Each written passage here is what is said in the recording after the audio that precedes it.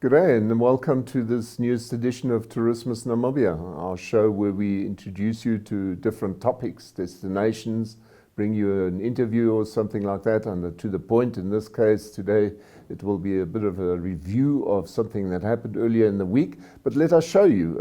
Up first we look at the topics, and there we've got a new conference. It's the Africa Protected Areas Conference. It's a new item that they're bringing out. It's happening in Kigali. So some news about that. And then we've got Namibia, the Conservancy report. It is a bit of a reflection about Kenya and Namibian efforts during the COVID time. Then we look at the German embassy that supports environmentalists. Quite a nice story there.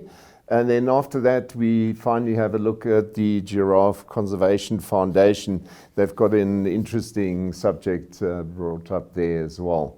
And after that, we obviously go on to destinations. We have a look at the National Arts Gallery in Windhoek. Quite a nice little video that has come together with material from Mohone Tlage. And then after that, we'll go and visit the moon landscape. Moon landscape, obviously outside Swakopmund. There you can see it really does look like that, especially if there are no cars, obviously. And then right at the end, we look at sustainable forestry. Quite an interesting talk they had earlier in the week. And you see here the Minister of Environment, Forestry and Tourism talking to the folks there. It was quite an interesting talk. Not only a talk, they deliberated on a strategy for Namibia in the long run. So we've got some couple of interesting stories for you, but obviously I need to introduce myself for a change. My name is Frank Steffen. I'm the editor of Allgemeine Zeitung and obviously responsible for Tourismus Namibia. And up next we've got topics first. Bookings for Namibia Tourism Expo 2022 are open. The expo will take place from 3 to 5 November 2022 in Windhoek. To secure your booking, visit nte.nmh.com.na.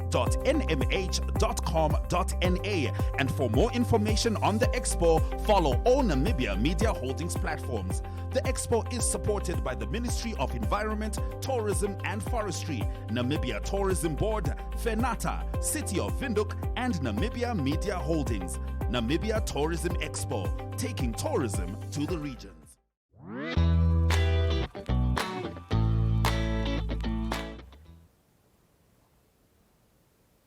Yeah, welcome back. Topics, and today I brought you 4 different topics. Up first, we've got the Africa Protected Area Congress. Now, this is a new process. This week saw the inaugural Africa Protected Area Congress, in short APAC, being held at the Kigali Conference Center in the Rwandan capital city. And it started on Monday already, and it actually runs out today.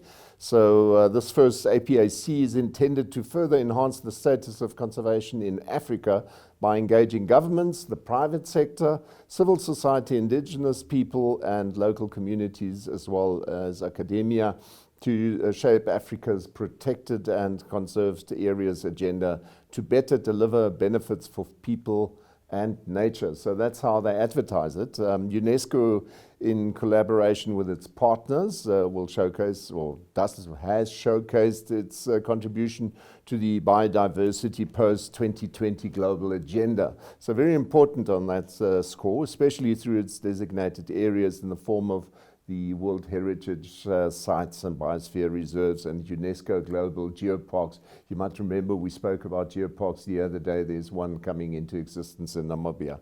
So what will from now on be known as the IUCN Africa Protected Areas Congress was convened by the government of Rwanda, obviously, and the International Union for Conservation of Nature, together with the World Commission on Protected Areas. That's why it's known as IUCN. WCPA, it couldn't be longer. And the African Wildlife Foundation in collaboration with other partners as well. But we have brought you a little video of the APAC directors. Have a look at what they had to say.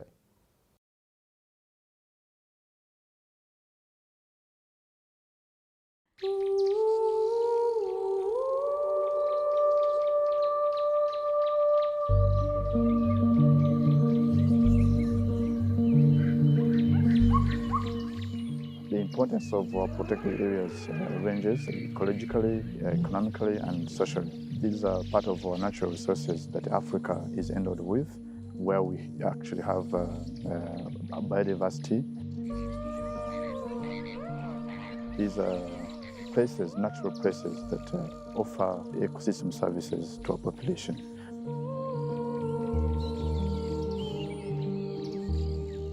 The African Protected Area Congress, otherwise referred to as APAC, is a very significant initiative of Africans. It may be the first time Africans are trying to speak with one voice as far as environmental protection is concerned.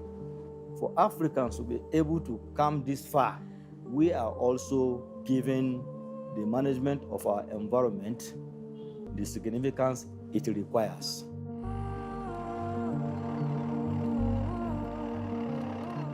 There is no single country that can ever solve the climate change challenges on its own. The impact of climate change is global, it's at that scale, and therefore requires response mechanisms and intervention at that scale as well.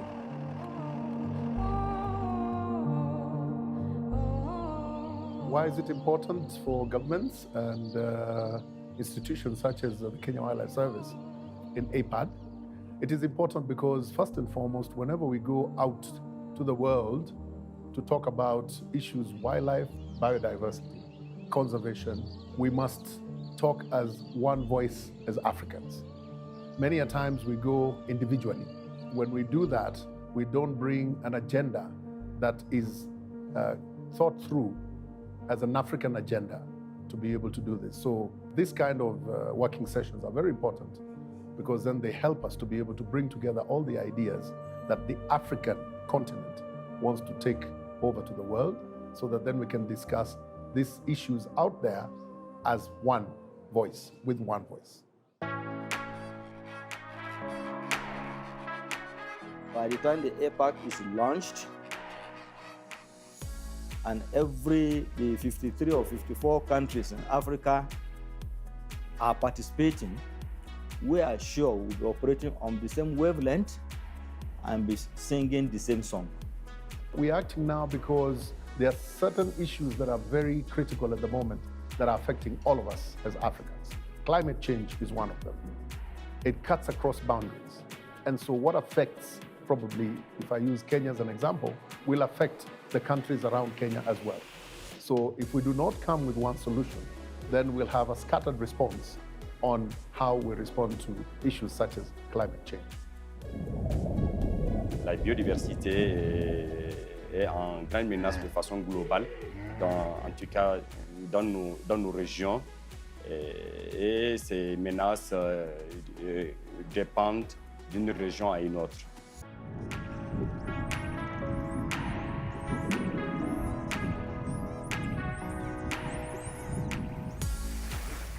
Les aires, qu'elles soient terrestres ou marines, on recèle une biodiversité exceptionnelle. Donc pour la conservation, c'est des programmes spécifiques pour chaque aire, mais le plus important, c'est de comprendre l'importance de ces aires-là pour la communauté autochtone locale d'abord, qui bénéficie largement de ces ressources. If we are going to secure the future of Africa's wildlife and the habitats, we need to pay attention to the people, because what is happening and the statistics are staggering. It's really sad. If I think of it, I can actually feel a teary eye. My call to action is for every African to support this movement, buy into it, and ensure that the dream materializes. My success for the Congress as a whole would be to be able to come together as APAC, African Protected Area Directors, and discuss issues as one people, and then be able to have an agenda before we go for the APAC meeting that will be in Rwanda next year. Have the Congress in Rwanda, before we go to the engagement out there in the world, where we then speak as an African voice. I call upon all African directors, protected area directors, to register and attend. We need to harness being one voice and building resilience and sustainability. Register for African Protected Areas Congress.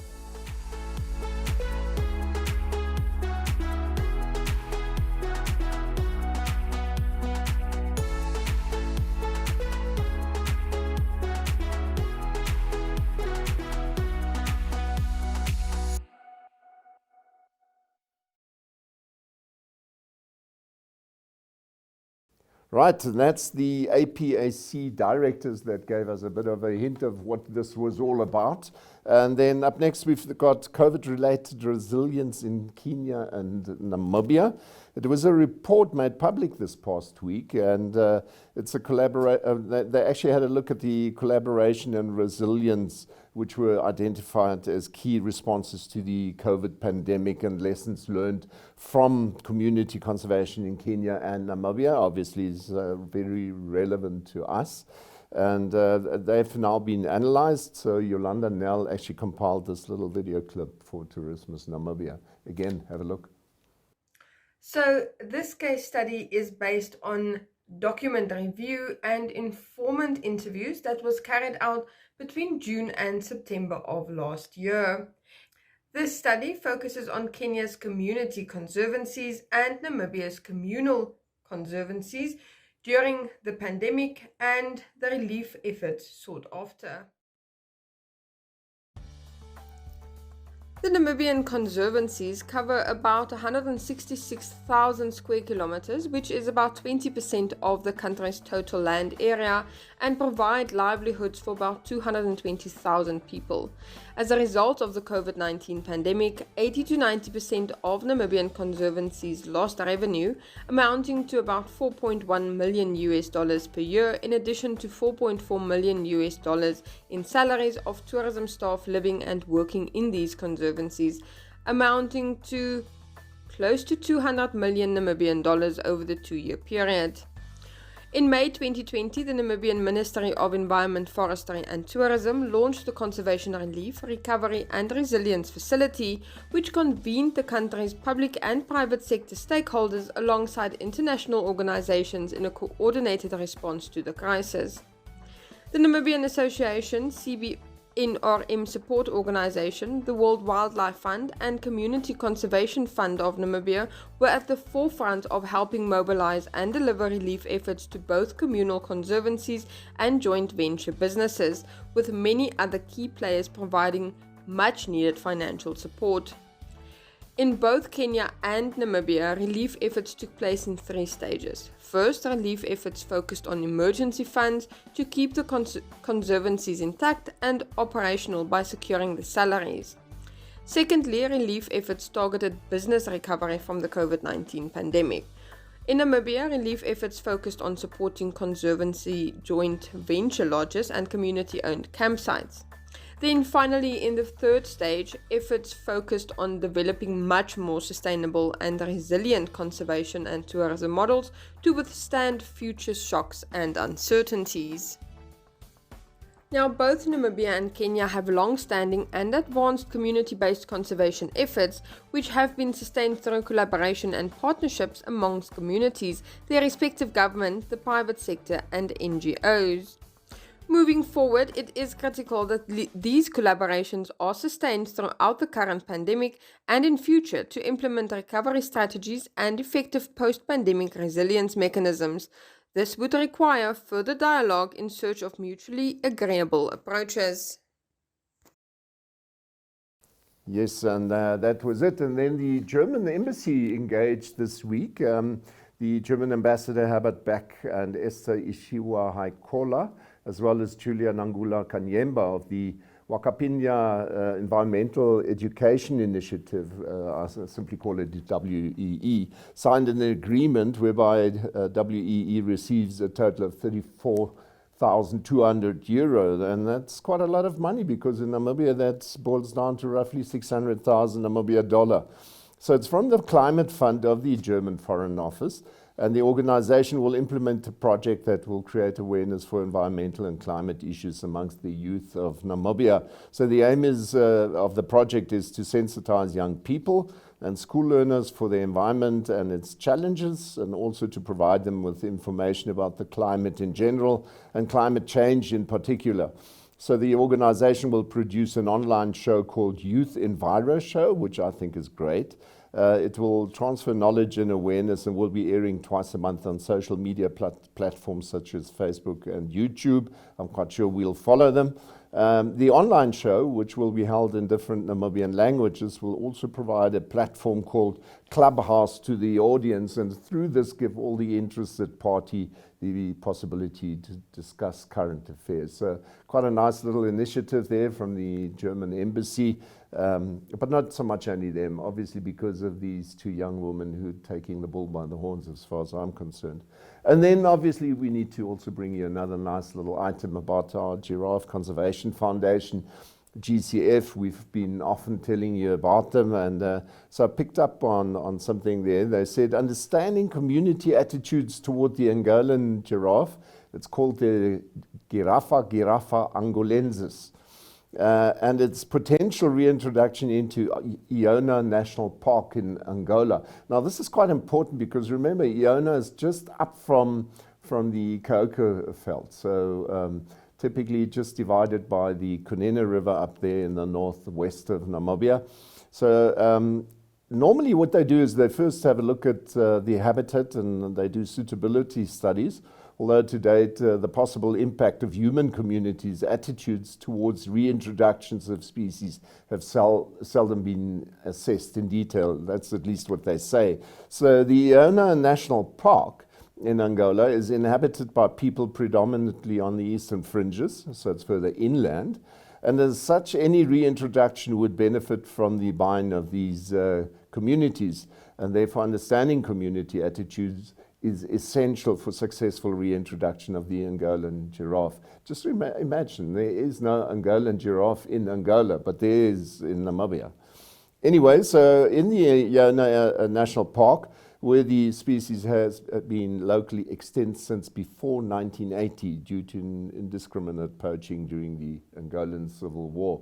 Now, I don't know if you've ever seen a giraffe that's lying down. It's a lot of meat, so I can imagine if there's a war situation, people simply have no choice. It's what they do to stay alive. So what they wrote on their internet site is they said, we undertook structured interviews of individuals from the Iona community living inside the park to A, investigate their attitudes towards an Angolan giraffe reintroduction, B, understand the people's willingness to coexist with those giraffe, and C, assess the risk of poaching. So their analysis revealed that whilst most people in the study area have never seen a giraffe, imagine, I've never seen it. In Namibia, this is a given. You've seen a giraffe sooner or later. They remain positive towards reintroducing them into the park. Only the minority Mungambwe and Mukubal ethnic groups, who are traditional agro-pastoral farmers, showed a neutral or sometimes negative attitude towards the reintroduction and were concerned about possible poaching of giraffe.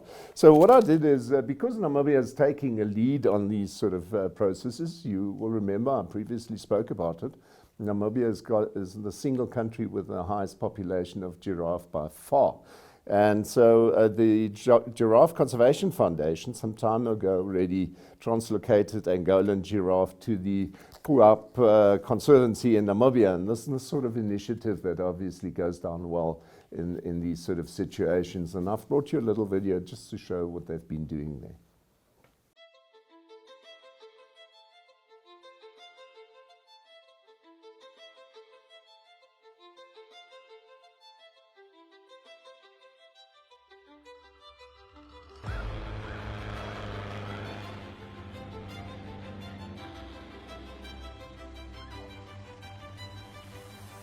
Giraffe capture is absolutely madness, and it's different every single time. Today was mass capture, so helicopter went out, guided in small groups of younger giraffe, and we'd be able to then get them straight onto the truck. And then from there, that truck then drives hundreds of kilometres, bringing them to this community conservancy area. Windhoek Conservancy has been an amazing success story over the last 20-25 years. Numbers of animals have been going up. Giraffe was one of the last ones left to come in, and so we were able to partner with lots of people to be able to bring giraffe here.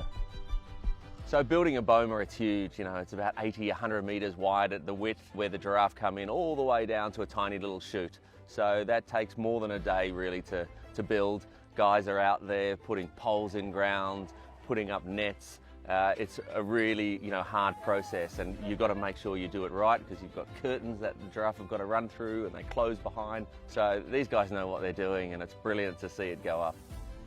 So there's different types of captures, and today we chose mass capture because it's relatively quick to get giraffe into a truck and get them moving. We had a small team. We were able to use a helicopter which was placed close to where the capture site was. It's amazing. They bring those giraffe in very quickly. Each capture is different, there's no doubt about it, and it's quite dangerous. Those giraffe are coming in, they're kicking out, they're big, they're strong.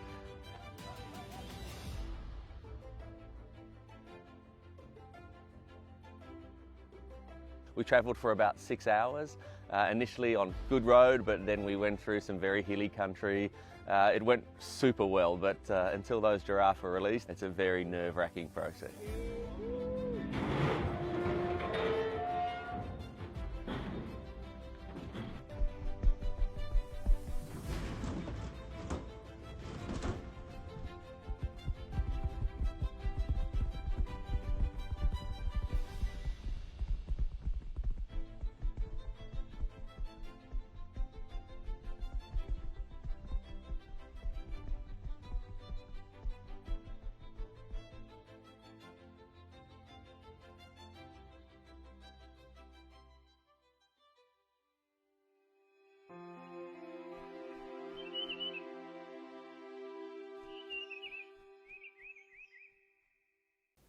Right, and that was our giraffe, and with that we come to the end of topics. Up next is destinations.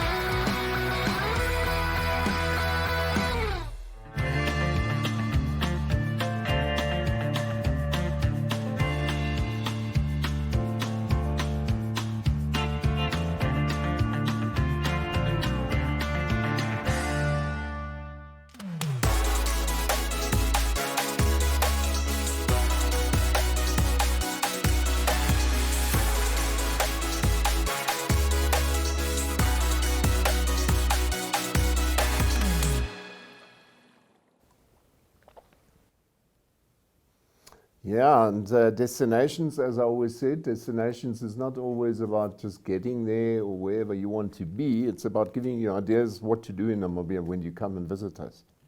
And he's looked at the National Art Gallery. Now you will remember that some time ago we also had a bit of a look at it, but this gives you a sort of overview if you know more or less where the Windhoek police station is.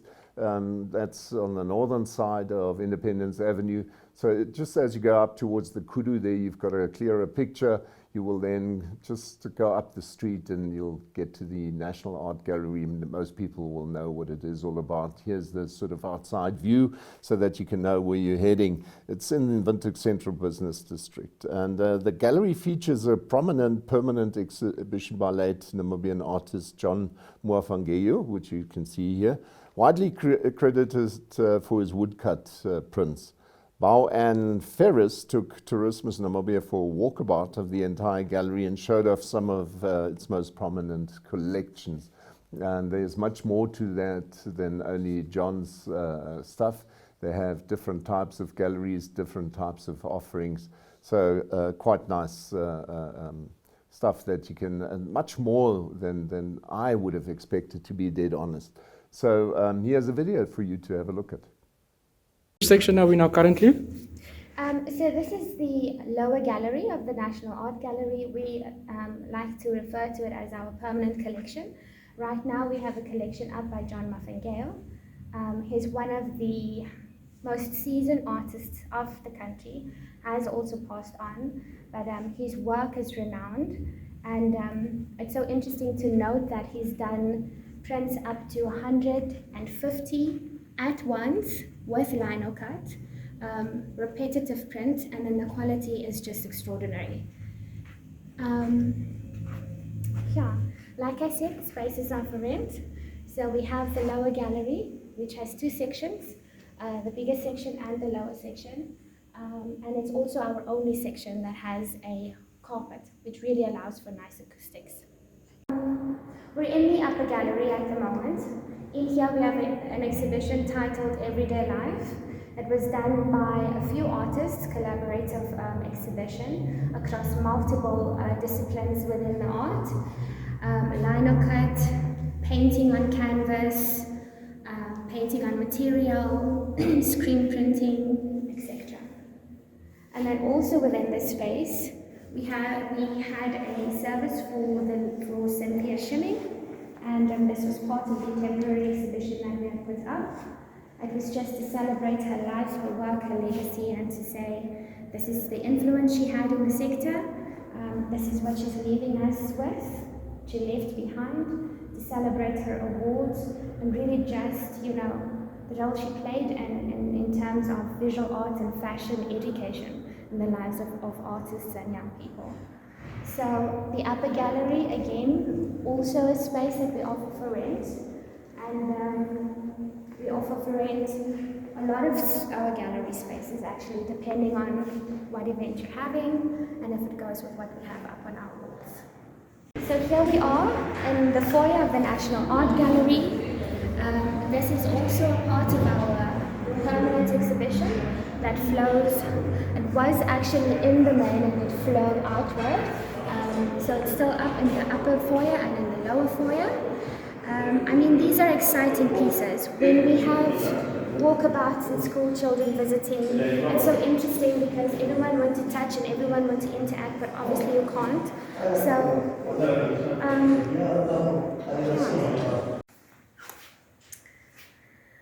right, so we are in the Bashuka area of the National Art Gallery. It's actually called the Multi-Purpose Center. So this is our reading corner.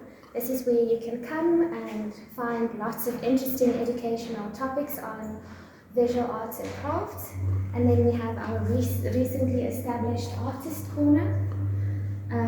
This is where we allow our artists to come and do research on topics that's close to their heart, that either helps them with their exhibitions. And then the rest of the area is where we host events. This space is also available for rent, and hopefully soon enough we'll be opening our craft shop again. So here we are in the biggest space of the gallery. This is our main gallery. Currently we have an exhibition by Berlin-based artist If Mokane. So this opened last Thursday, and it's titled Even Friday Sunsets. So this is a really interesting piece. It's based on the genocide that was experienced by the Herero and the Nama people in Namibia. And as you can hear by the acoustics, these are all the people speaking, about their personal experiences, how they experienced genocide or anything closely related or remotely related to that theme in that particular time frame or time span or periods of their lives. So it was really interesting to listen. Some of the things that's coming through, for example, was people talking about they didn't understand how when they saw someone with a different skin color, and I remember a lady was saying the comb would go so smoothly through her hair, but it would get stuck in mine. So some of these stories are being reiterated here. So as we move along the gallery, we have 2 PowerPoint stations,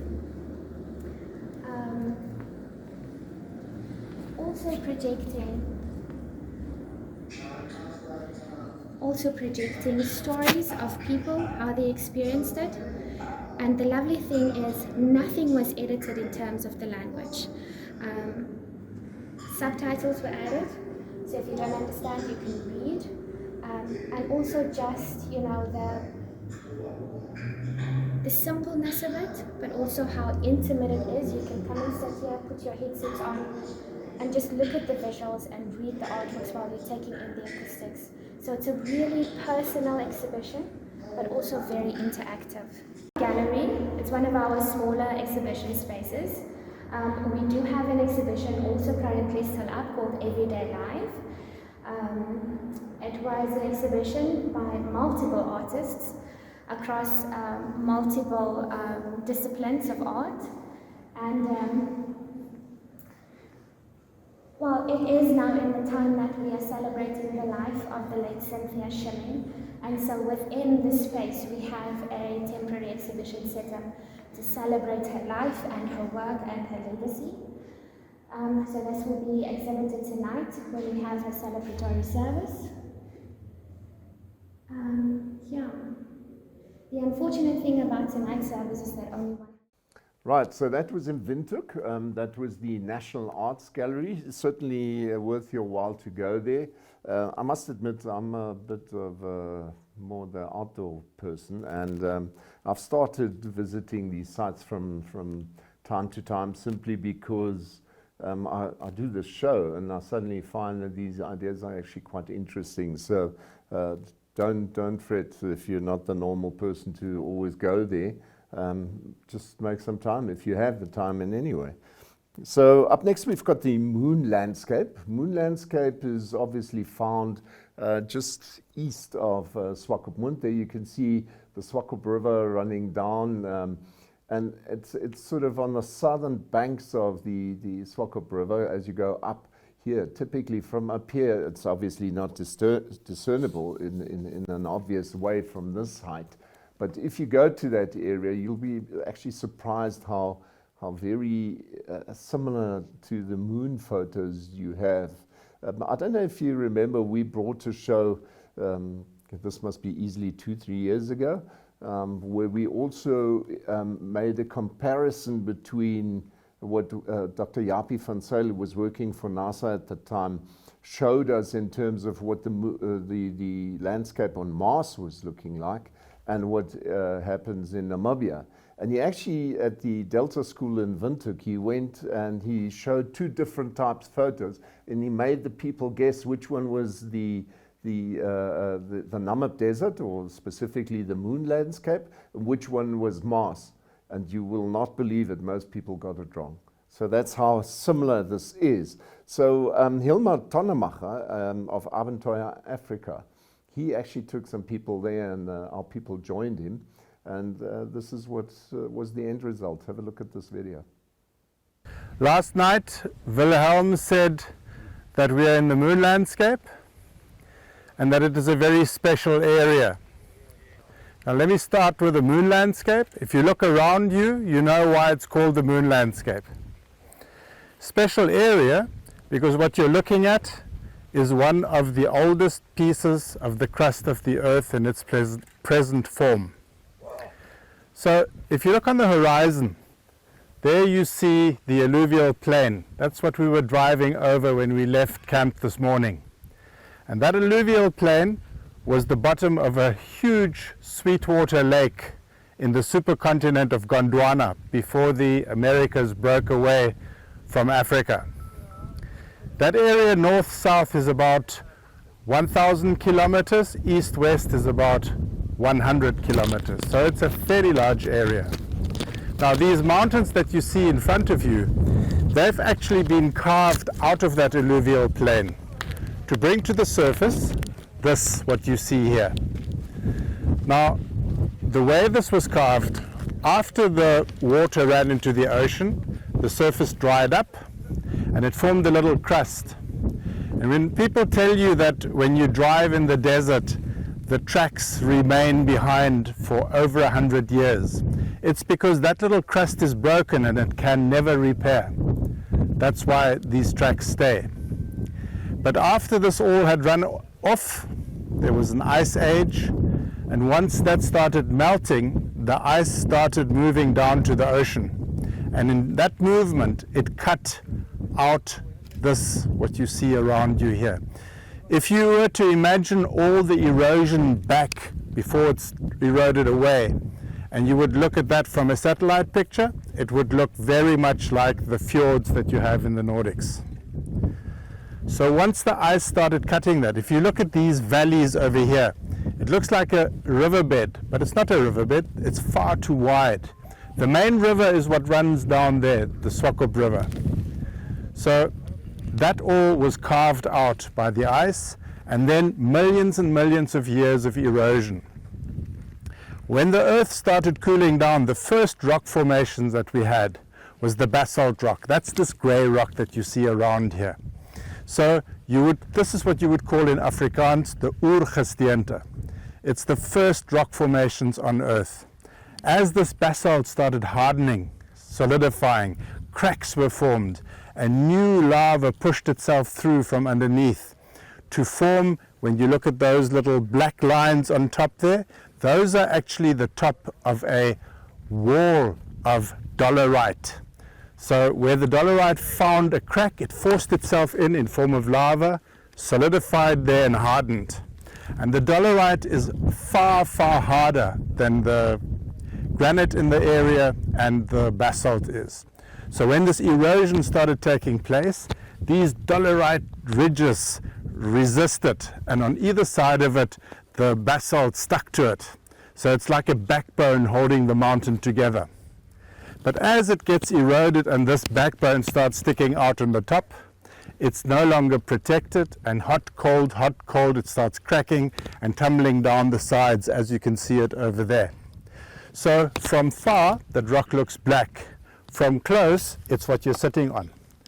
So this dolerite is very, very hard. It's not to be confused with dolomite. Dolomite is a sandstone part of the Alps, Italian Alps. Those are the dolomites. Dolerite is one of the much, much, much harder rocks. So they contain quite a lot of metal. So if you follow me to over here, when these rocks are suspended and not stuck in the sand, they actually ring like a bell.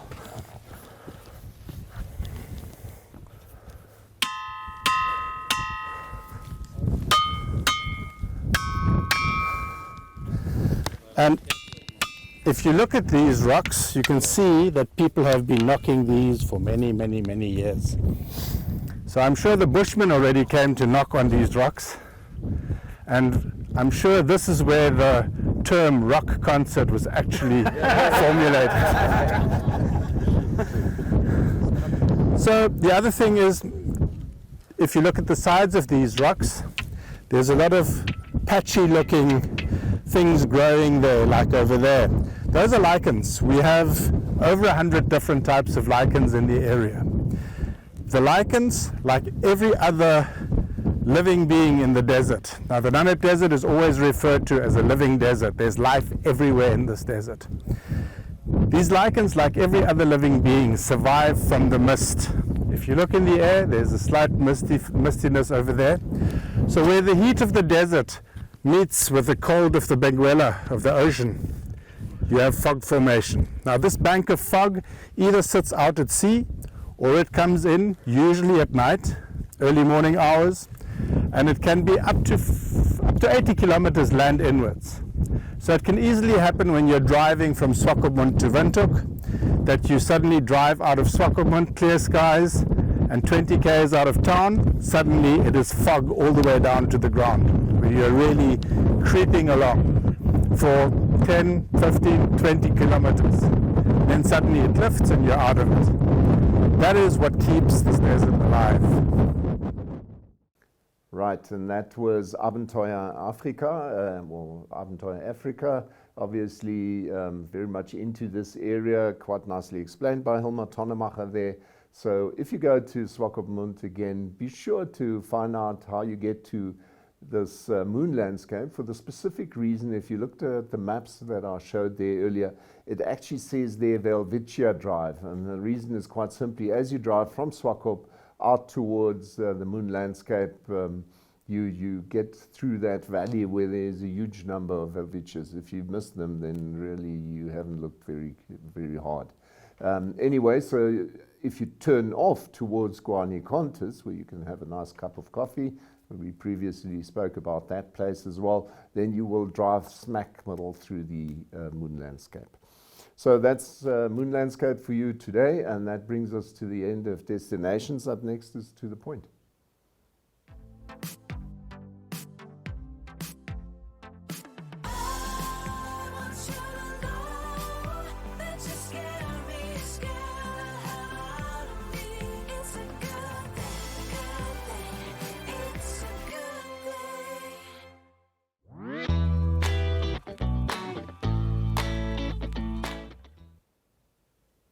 Well, if you've been following the show for months and months or even years, you will know that more often than not, I do actually spend time looking under To the Point to areas such as the northeast of Namibia, where you've got the Kavango area, not so much only because of Recon Africa and their gas and oil exploration, but also because it sort of moved into focus very strongly the moment that we saw these Chinese organizations that were taking down trees as if it was going out of fashion.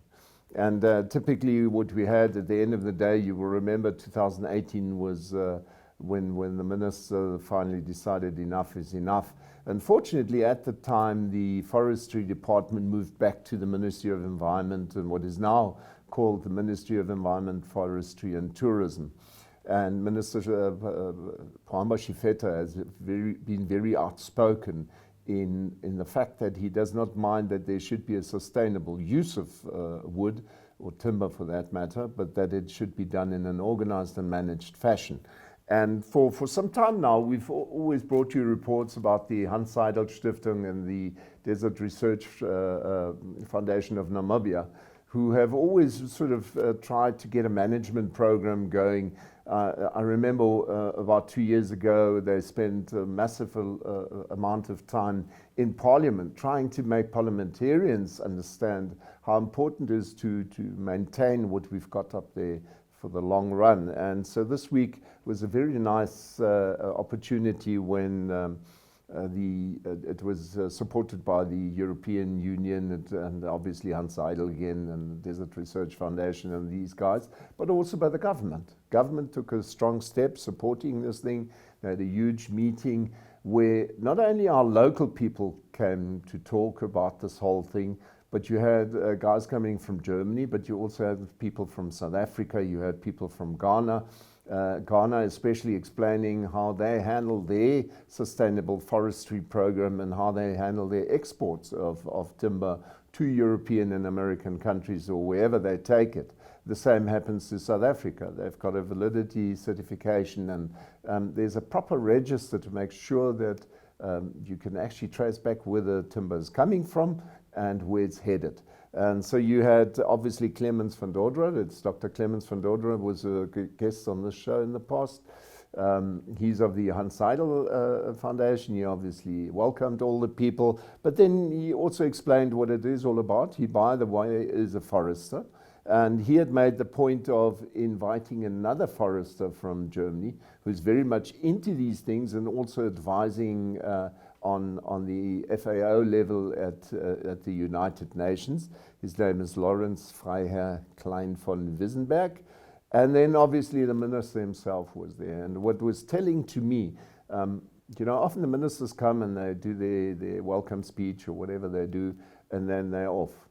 Now, Minister Pohamba Shifeta, I have witnessed on many occasions staying at such workshops, contributing, giving direction, finding out, asking for feedback and stuff. And this time he really couldn't remain. And you could see he wasn't too keen on leaving. And it was telling when as he turned away, he said, people, please look after our forests. And that to me was like, that's how a minister should be, passionate about what he's actually doing. So we compiled a little video of all these talks. It's obviously not the whole, there was a whole day workshop, but here's a video of just the highlights. Illustrating sustainability. A lot of people actually, when they talk about sustainability, talk about the environment only. You know, protecting forests, protecting biodiversity, and that's all important. But the concept of sustainability goes further than that. And you see there are 3 pillars. George, maybe you can help also to hold up. We have a social pillar, we have an environmental pillar, and we have an economic pillar. All of the 3 of those are necessary to ensure sustainability.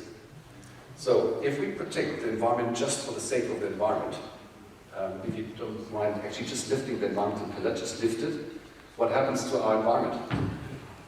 There's an imbalance. If we just maximize profit, like we've seen with the unsustainable harvesting, what do we see? Our environment tumbles. So we need to make sure, and this is also the beautiful essence of sustainable forest management, is to create a balance between the different interests of the environment, of the people on the ground, the communities, as well as the economic development.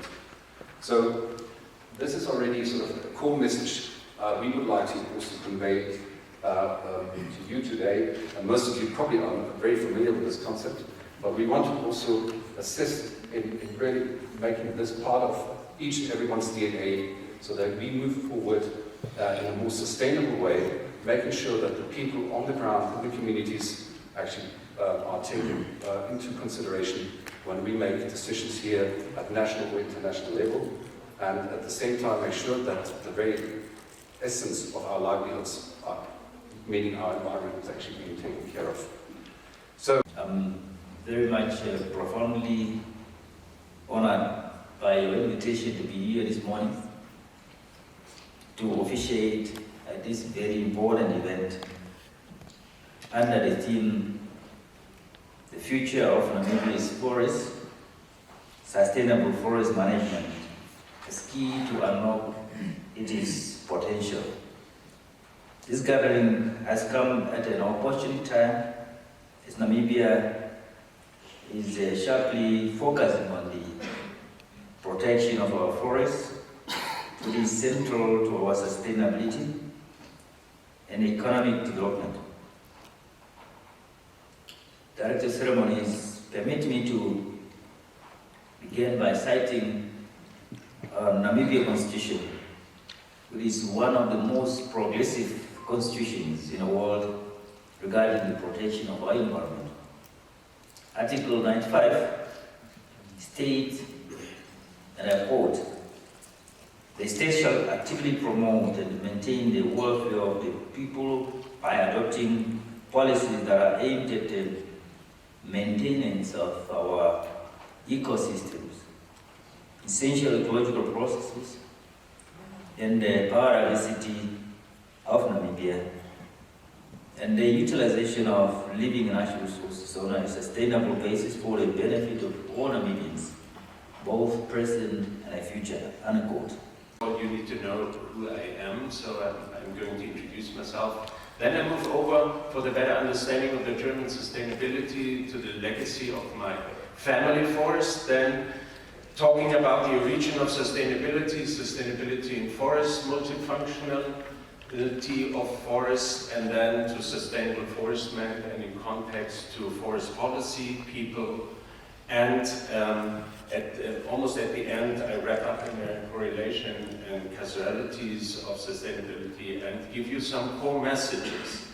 Now to my person, I'm a fully educated forester and I represent the 5th generation in row within my family of being a forester and the 7th generation of a landowner.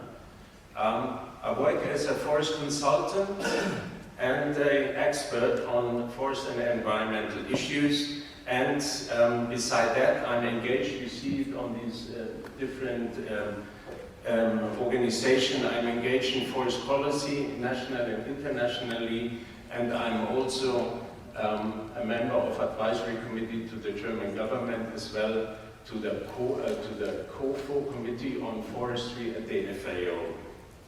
So this is my person. The legacy of my family. We own our land since 293 years, and this land is generating revenue for sustaining our livelihood. It's a hunting ground for us, and it's a retreat area. And the story behind is that we think in generation.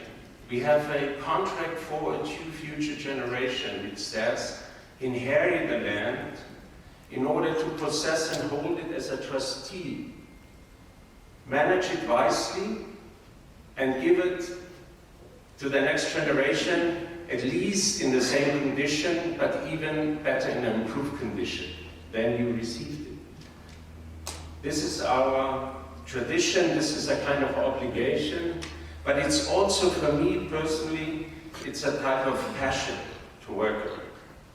So now, where does sustainability come from? And with no doubt, Germany is the cradle, so the German forestry is the cradle of sustainability. A person called Hans Carl von Carlowitz, at that time, 1700, he was in charge of mining operation for the King of Saxony, and he realized that they face a scarcity in lumber materials for mining, and also he was a landowner, forest landowner. So he published a remarkable book, Silvicultura Economica. This title, roughly translated, means a reasonable household of forest culture. Later on, about 270 years later, the so-called Bundland or Bundland report picked the idea of sustainability up and pushed the discussion forward in sustainable development, which leads into the Conference of Rio 1992, where sustainability was clearly defined into the three pillars we have seen here. One, the societal, economical, and environmental pillar. And in a short sentence, do not use more than nature offers you.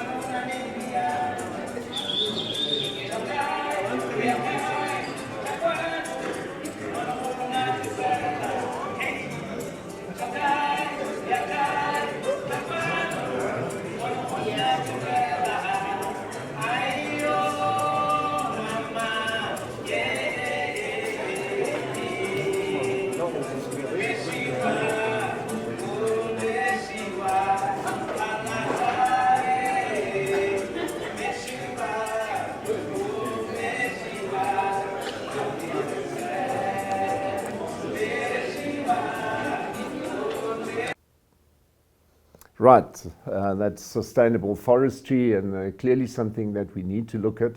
As I've so often told you on this show, if you go to Kavango and you see how these people are so totally dependent on these forests in terms of making a living out of that area with every piece of wood, the fruits, whatever you've got, then you understand why I'm getting quite passionate about it as well. But that's the end of our show today. We'll again speak to you next week, same time, same place. As always, we bring it out on a Saturday morning, the show on our Facebook site. And then later on in the evening, we actually do the German edition. That's in the evening at 20:30. Then on Sundays, we also fill it sometimes on NTV. But like I said, the evening shows on the NTV channel. Sorry, I should have said that.